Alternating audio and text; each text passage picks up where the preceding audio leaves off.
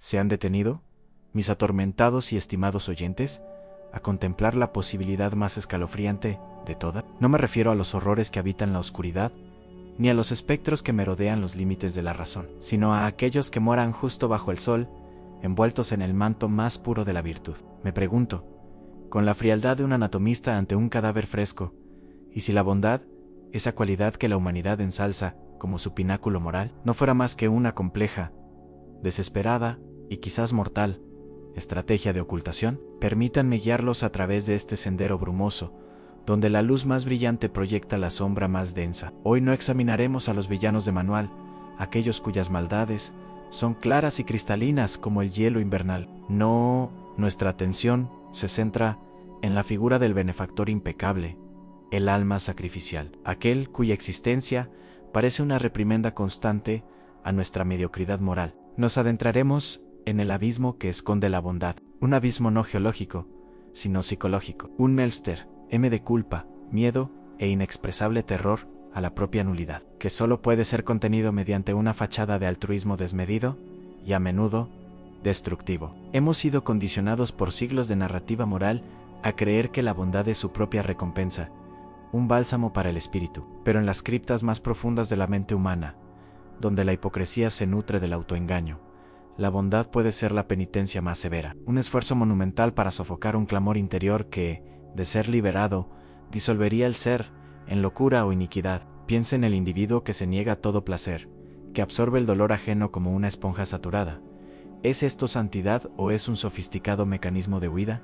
¿De qué huye? Huye de sí mismo. Huye del reconocimiento de una vacuidad interna tan atronadora que solo el ruido constante de las buenas obras puede silenciarla. La virtud, en este contexto, se convierte en un narcótico potentísimo, una adicción a la validación externa que evita la confrontación con el espejo oscuro del alma. Estableceremos nuestra atmósfera de inmediato. Olviden las mieles de la autoayuda. Estamos aquí para el análisis forense del espíritu. Aquí, la empatía es una herramienta de doble filo, se usa para penetrar la psique del otro, sí, pero también para manipular el entorno, de modo que la propia imperfección nunca sea expuesta. La persona excesivamente buena se convierte en un fantasma moral, omnipresente, pero esencialmente intangible, ya que su verdadera identidad, sus fallos, sus deseos egoístas, su tedio existencial, ha sido sacrificada en el altar de la imagen pública. El gancho de este estudio yace en una pregunta fundamental que nos perseguirá a lo largo de este viaje. ¿Qué impulso es más corruptor en el deseo descarado de maldad,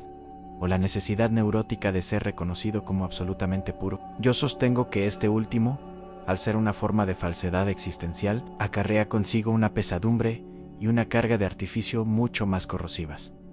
La bondad excesiva no es un don, es, a menudo, una armadura forjada con el miedo más elemental, el miedo a ser juzgado, el miedo a la soledad que solo un fallo moral puede desencadenar. Y esta armadura, aunque protege, inevitablemente asfixia al espíritu que alberga en su interior. Estamos, pues, listos para descender. Hemos rasgado el velo inicial de la cortesía social y la moralidad superficial. Lo que yace debajo es una red de motivaciones oscuras y sutiles, la necesidad de control mediante la obligación moral, la transmutación de la culpa personal en sacrificio público, y la construcción de un pedestal tan alto que la caída se vuelve inevitable y espantosamente satisfactoria. Prepárense para examinar las fisuras en el cristal de la virtud aparente. La neblina comienza a envolvernos, llevándonos hacia las profundidades donde la caridad se encuentra con el terror. Hemos roto el silencio inicial. Ahora, mientras descendemos hacia el vórtice que he denominado el Melster, de la bondad, debemos equiparnos con la fría luz de la disección psicológica. ¿Qué encontramos al examinar el motor interno de aquellos cuya existencia es una exhibición continua de sacrificio? Encontramos, invariablemente, un terror paralizante a la insuficiencia. El verdadero drama de la persona excesivamente virtuosa no es la lucha contra el mal externo, sino la guerra constante y agotadora contra el yo percibido como deficiente, defectuoso, o peor aún, inherentemente despreciable. Piensen en el acto de dar. La sociedad celebra el don desinteresado, pero cuando el acto de dar se convierte en una compulsión, cuando la mano que ofrece se aferra simultáneamente a la expectativa de gratitud, de reconocimiento, o fundamentalmente, de deuda moral, deja de ser un regalo y se transforma en una transacción profundamente nefasta para ambas partes. El beneficiario se siente sofocado por la obligación, y el dador queda atrapado en una jaula de su propia construcción. La necesidad incesante de mantener el flujo de su virtud para asegurarse un lugar intocable en la jerarquía moral. Esta es la primera capa del abismo, la dependencia de la reacción del otro para definir el propio valor. Es la tiranía del ego disfrazada de caridad. El vocabulario que emplearemos debe reflejar esta dualidad. Hablemos de la máscara de la piedad. Esta máscara no es superficial, se ha fusionado con la piel, requiriendo un doloroso desollamiento si alguna vez se intenta retirar. El portador de esta máscara vive en un estado de perpetua vigilancia, una tensión neurótica, por temor a que un lapsus, un momento de ira genuina, de egoísmo franco, de simple pereza, revele la monstruosidad que, según su autopercepción, aguarda debajo.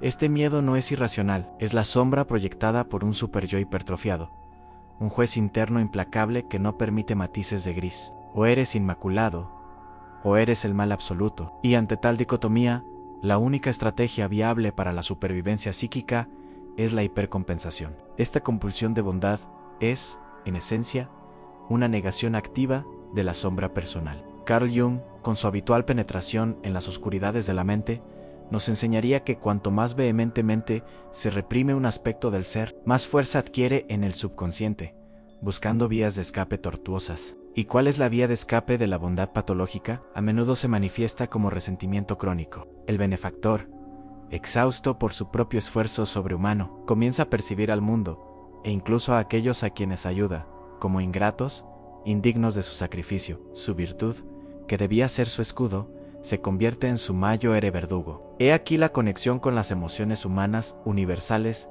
el miedo a la soledad metafísica. El individuo genuinamente malo, el que abraza su iniquidad, al menos posee una cierta coherencia, una integridad oscura, pero el individuo atrapado en el laberinto de la bondad forzada carece de esa coherencia. Vive dividido, perpetuamente insatisfecho porque el sacrificio nunca se siente suficiente para apaciguar el juicio interno. Sienten el peso de la pérdida constante, la pérdida de la autenticidad, la pérdida del derecho a la imperfección humana, la pérdida de la ligereza de espíritu que viene con el simple reconocimiento de que somos todos nosotros una mezcla de luz y sombra. El resultado es una vida vivida como una representación teatral, una performance de santidad que drena la vitalidad y nos deja con un cuerpo moralmente impecable, pero psicológicamente hueco. La desesperación que emerge de esta vacuidad es uno de los horrores más silenciosos y menos comprendidos de la existencia. Es el grito ahogado que solo se escucha en la vigilia más profunda,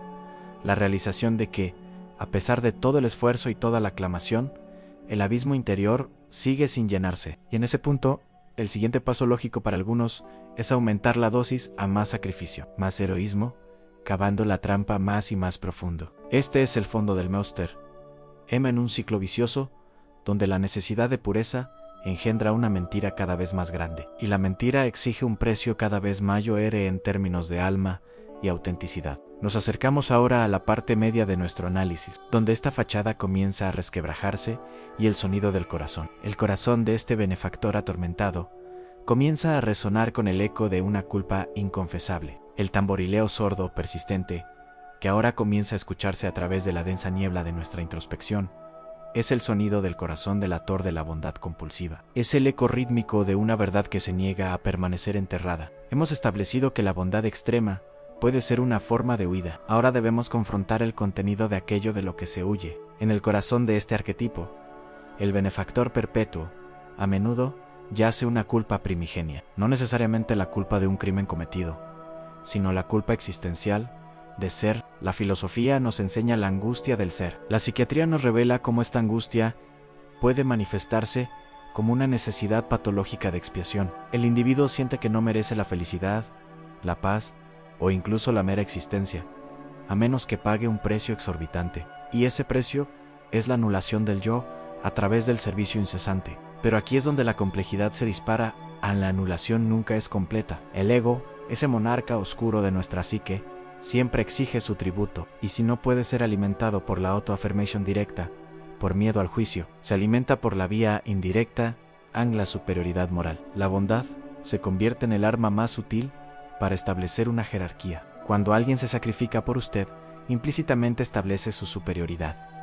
Ellos son el dador, usted el receptor. Ellos la fuerza, usted la debilidad. El benefactor no solo ayuda al necesitado, lo encadena a una obligación emocional que eleva al dador a un plano casi divino, eximiéndolo de las críticas que caen sobre los mortales comunes. Esta es la verdad escalofriante que el corazón intenta sofocar. El corazón delator palpita con esta verdad oculta.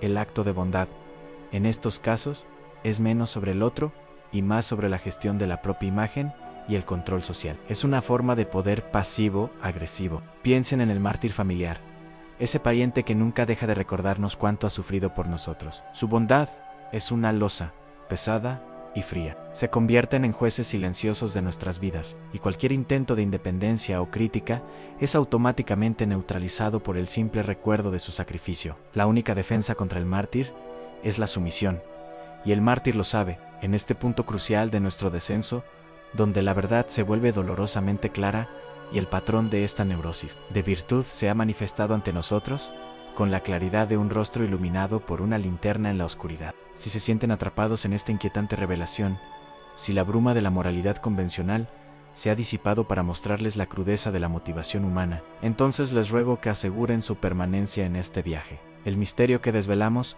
es demasiado importante para ser olvidado en la prisa superficial del mundo. Suscríbanse a este canal, asegúrense de que las notificaciones les recuerden que la verdad, incluso la más oscura, merece ser contemplada. Prosigamos. El corazón delator nos obliga a considerar el precio que paga el bueno por su fachada. Vive en un estado de resentimiento soterrado, porque el esfuerzo constante de ser perfecto es insostenible. Este resentimiento, al no poder ser expresado directamente, pues minaría la fachet, se transforma en juicio interno hacia los demás, o en una somatización silenciosa que carcome el cuerpo. La persona excesivamente buena, a menudo, es miserable, y su miseria se convierte en una fuente indirecta de su poder, una prueba viviente de su sufrimiento inmerecido a manos de un mundo y unos seres queridos ingratos. El regalo que ofrece es su sufrimiento, y espera que aceptemos esta penitencia como nuestro propio castigo por no ser tan puros. Es un juego macabro, donde la víctima y el verdugo residen en el mismo cuerpo. Estamos listos para desentrañar las ramificaciones psicológicas de este enigma. Habiendo escuchado el palpitar ansioso del corazón delator,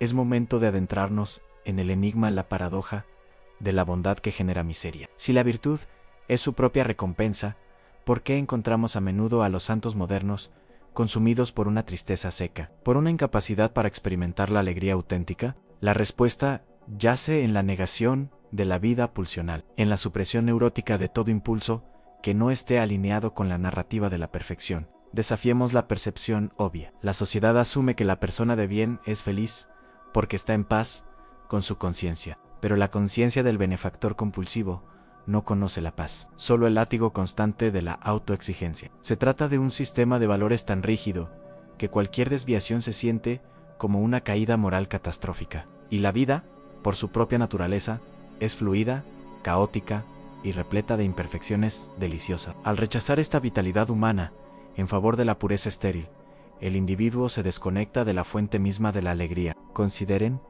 la fascinación de lo prohibido. El ser humano, desde el jardín del Edén hasta nuestros días, siente una atracción ineludible hacia la sombra, hacia el deseo inaceptable. La persona que se esfuerza patológicamente por ser buena no solo reprime estos deseos, los demoniza, y mientras más se demonizan, más energía se invierte en mantenerlos a raya. Esto consume una cantidad asombrosa de energía psíquica, dejando al alma exhausta y al intelecto embotado. La tensión narrativa de su vida es la lucha constante para no cometer un error. Pero ¿qué es un error en este contexto? No un acto de maldad genuina, sino una rendición momentánea a la humanidad, a tomarse un descanso, priorizar las propias necesidades, o incluso expresar una opinión impopular. El enigma se profundiza cuando analizamos el impacto de esta neurosis en el entorno. El individuo excesivamente virtuoso se convierte involuntariamente en una bomba de tiempo moral. La presión de ser perfecto es tan grande que o bien explotan en un acto de autosabotaje repentino e inexplicable la caída del santo, tan celebrada en las crónicas sensacionalistas, o bien proyectan su represión sobre los demás. La proyección es una herramienta psicológica magistralmente sutil. Al no poder aceptar sus propias fallas, El benefactor las percibe exageradamente en el prójimo. Se vuelven hipercríticos, no de la maldad, sino de la mediocridad humana, la pereza, el pequeño placer egoísta, la falta de compromiso moral constante. Su juicio, envuelto en el lenguaje de la decepción cariñosa, es en realidad un intento de limpiar sus propios pecados a través de la purificación vicaria de su entorno. El mundo se convierte en un espejo deformado que les devuelve la imagen de su propia imperfección reprimida. Este comportamiento desafía la percepción superficial de la bondad como algo inherentemente pacífico. De hecho, esta clase de virtud puede ser profundamente violenta en su sutileza, destruye la autenticidad, fomenta la culpa en los demás y crea un clima de asfixia emocional. La tensión narrativa se mantiene alta porque el espectador, o el allegado, siente intuitivamente que esta perfección es insostenible, que debe haber una rendija por donde se cuele la verdad. Es esa espera tensa por el colapso lo que mantiene al público cautivo, saboreando el inevitable descenso. Estamos listos para el clímax de esta disección. El enigma no es porque la gente es mala, sino porque algunos se sienten obligados a ser buenos hasta el punto de la autodestrucción, y cómo este camino de pureza se convierte en el sendero más directo hacia la angustia existencial. El velo se adelgaza, exponiendo el grito final. Ascendemos ahora al pináculo de nuestro análisis, el clímax del Cuervo, donde las verdades más crudas convergen en una síntesis sombría. Si la bondad es la máscara y el miedo es el motor, entonces el clímax se centra en la inevitable revelación de la falsa inmortalidad. El esfuerzo de la bondad patológica es, en última instancia, un intento desesperado por eludir la mortalidad psicológica. El individuo teme que, si no son recordados como perfectos, si no logran este tipo de inmortalidad moral, su existencia no habrá tenido significado alguno. Esta necesidad de dejar un legado de pureza es una forma de arrogancia, una negación de la finitud y la imperfección que define la condición humana. La síntesis de ideas más poderosa radica en la comprensión de que la auténtica bondad no requiere esfuerzo sobrehumano, fluye de la aceptación del ser, con sus luces y sus sombras. El benefactor genuino no espera recompensa ni reconocimiento. Actúa porque la compasión es una extensión natural de su paz interior. Pero el individuo que hemos estado analizando, el que esconde un abismo tras su virtud, carece de esa paz. Su bondad es una lucha, una penitencia, una deuda autoimpuesta. El momento culminante llega cuando el alma, exhausta de la mascarada, se enfrenta a la inutilidad de su sacrificio. A pesar de todos los esfuerzos, el individuo sigue siendo vulnerable a la crítica, al olvido y, lo más doloroso, a su propia conciencia inmutable. Es el grito silencioso. ¿Para qué sirvió todo esto? Si sigo sintiendo el mismo vacío, la misma culpa, la lengua debe ser vibrante. Imaginen la escena: el benefactor, al final de su vida o de su cuerda, mira hacia atrás y ve no un tapiz de actos nobles, sino una serie de oportunidades perdidas para la autenticidad, una vida vivida no para el bien, sino para el juicio. Es la tragedia del alma que, en su intento de escapar de la fealdad, se convierte en algo más feo, en un fantasma de la virtud. La frustración y el resentimiento se acumulan como el polvo en los muebles de una casa abandonada. La belleza de la tragedia estriba en que este individuo, tratando de evitar la maldad, no logra la bondad, sino que se sumerge en una profunda amargura. La bondad, forzada al extremo, se revierte en su opuesto, una destructividad dirigida hacia el yo, a través de la negación y hacia los demás, a través del juicio y la coerción moral. La pureza se convierte en rigidez. La generosidad en obligación. El rostro del santo se agrieta, y lo que vemos no es la maldad esperada, sino el horror más humano de todos, el miedo existencial petrificado. Hemos llegado al punto de no retorno. Hemos desmantelado la ilusión de que el sufrimiento por una causa noble garantiza la paz. En el caso de la bondad que esconde un abismo, el sufrimiento no es redentor, es meramente la evidencia de una batalla interna mal librada. Lo que nos queda es la comprensión de que la sombra no puede ser eliminada, solo integrada. La negación es el verdadero veneno, no la imperfección. La caída de este arquetipo es, por lo tanto, la caída más melancólica, no la del pecador que sucumbe al deseo, sino la del alma que se ahoga en su propia santidad autoimpuesta. Ahora, solo nos queda recoger los fragmentos de esta verdad y forjar la conclusión filosófica. Hemos recorrido el oscuro corredor de la moralidad, desde la fachada luminosa hasta el abismo de las motivaciones ocultas. La conclusión filosófica que se impone mis queridos navegantes del terror psíquico. No es un llamado a la depravación, sino a la aceptación de nuestra propia composición dual. Lo que hemos aprendido es que la búsqueda fanática de la pureza es el camino más rápido hacia la desintegración del yo. La bondad genuina es humilde, silenciosa y, crucialmente, imperfecta. Ella reconoce su sombra sin permitir que ésta la controle. El legado del individuo que esconde un abismo es el fracaso de la negación, un testamento trágico de que no se puede ser auténtico sin reconocer las partes de uno mismo que son incómodas, egoístas o simplemente oscuras. La única manera de ser verdaderamente bueno es permitirse ser humanamente imperfecto. Esto es lo que cambió nuestra percepción de la virtud como una meta inalcanzable, sustituida por la virtud como un proceso de honestidad brutal. El horror final no reside en el reconocimiento de que la bondad puede ser una mentira, sino en la comprensión de que al esforzarnos demasiado por parecer inmaculados, sacrificamos nuestra posibilidad de ser verdaderamente vivos. La vida requiere suciedad, caos y la confrontación directa con el yo. El individuo que teme el abismo no solo no se atreve a mirarlo, sino que se lanza a él disfrazado de ángel, creyendo que el disfraz lo salvará de la caída. Así que, al cerrar esta sesión de disección del alma, les dejo con esta advertencia. Este imperativo magnético a no teman a su sombra. Teme al velo que intentas usar para ocultarla. La aceptación de su complejidad es el único camino hacia una paz duradera y una bondad que no se derrumbe bajo el peso de su propia hipocresía. Si este descenso a la verdad les ha sacudido, si sienten el frío escalofrío de un autoconocimiento recién adquirido, les imploro a no se retiren ahora al fácil consuelo de la superficie. Permanezcan en la reflexión. Compartan este análisis con aquellos que creen visten la máscara más gruesa. Dejen que el eco de estas palabras resuene en la oscuridad, forzando la luz de la verdad sobre las motivaciones ocultas. Su participación garantiza que esta exploración en los rincones más profundos de la psique continúe. La bondad sin sombra es una mentira peligrosa. Recuerden siempre que para que la luz sea verdaderamente significativa, debe haber conocido la oscuridad más profunda. Y esta es la mensaje que sellará nuestra noche. El único terror más grande que confrontar la oscuridad es el terror de descubrir que la luz, que tanto alardeaste, nunca fue tuya, sino un mero préstamo para pagar una deuda con el miedo.